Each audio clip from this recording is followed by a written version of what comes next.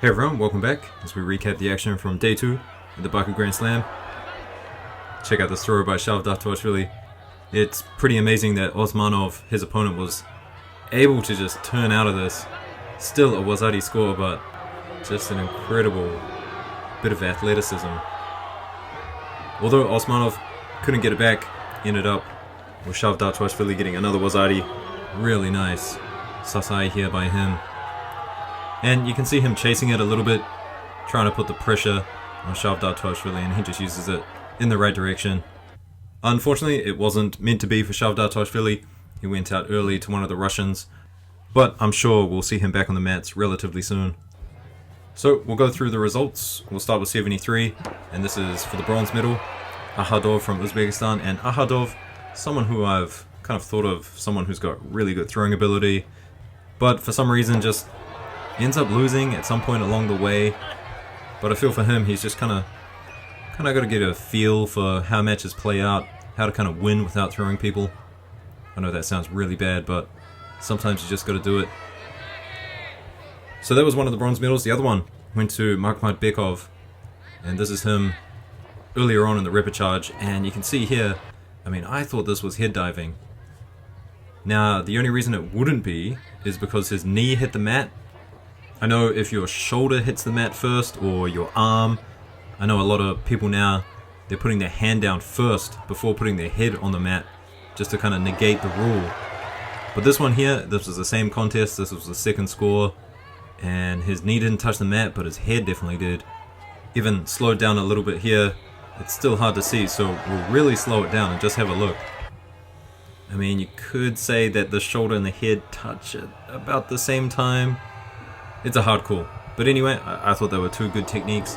I liked how he did it. I didn't think it was dangerous at all. And I do think they should probably revise that rule a little bit. So Heydorov, he was the man, taking gold at 73. And here's a couple of his highlights leading up to the final. Heydorov, he's really matured in the game. Just thinking, I mean, it must be 5, 6, 7 years ago. He was really emotional on the mats, but now he's just kind of gotten his emotions under control. He almost looks calm out there. He just goes out there, knows what he's doing. Completely different. He used to look like Chik Vimiani. The way Chik Vimiani acts on the mat, that used to be Heydorov when he was a lot younger. But he's got good newaza, he's got good throwing ability. You're going to see that in the final in a second. Oh, and also guys, I hope you have checked out the new website. There's a new website for ordering Kuzakura gis. Go have a look. It's in the description. And of course, like, subscribe to the channel. Helps me out a lot. And I really appreciate all the support. This Seoinage here, I thought this was just easy for Heydorov. I mean, Pelivan doesn't have any dominating grips. There's nothing stopping that Seoinage from coming in. That grip on the outside of the shoulder really did nothing to stop it. So Heydorov taking gold there at under 73. And we'll move on, talk about 81 now.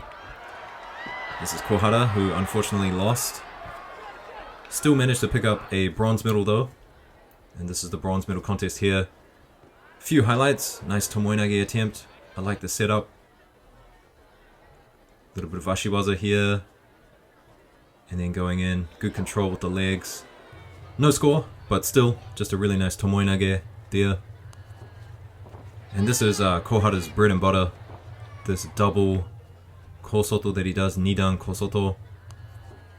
And the way he attaches onto the leg and just follows it. It's quite special, and I probably would say it is his tokuiwaza. At the moment, gets a lot of scores with this technique. And I mean, here he is getting 2 wazaris in the same contest with it.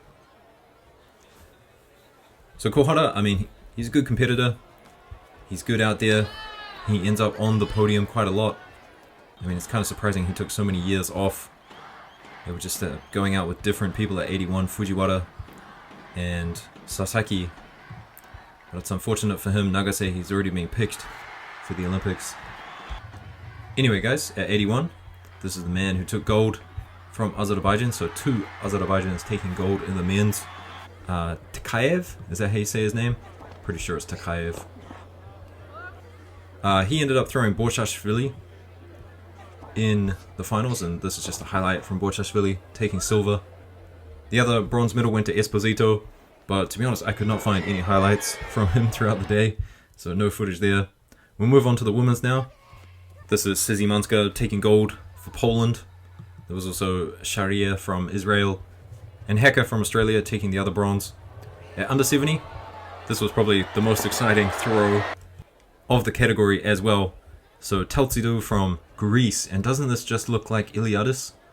The way she picks her up just really reminds me of Iliadis. So she took gold, and then Tsunoda taking a silver there as well.